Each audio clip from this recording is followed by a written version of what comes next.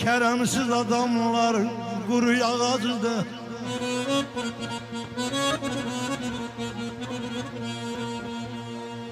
Keremsiz adamlar kuru ağacıdır. Kaçıp kölgesinde durmağa değmez.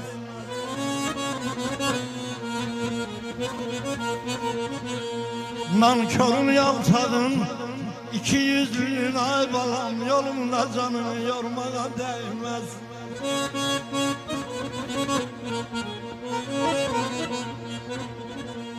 Göğü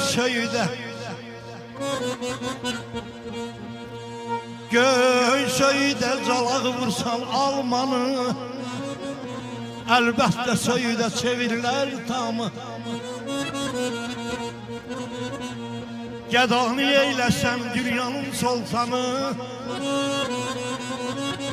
təxtinə min zinət vurmağa değmez. Əhməd tap insanı, insanla dost olu. Əhməd tap insanı, insanla dost olu. Bar vermez ay balam her dikanlı kol. Kızıldan bedene giydirsen de kol.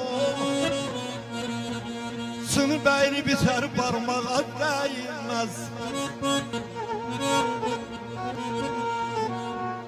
Bilseydim öleceğim birce gün evvel.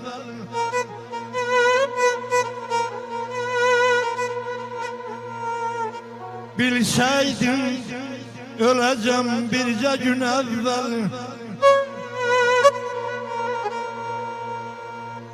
Gezmeli yerleri gezip öler.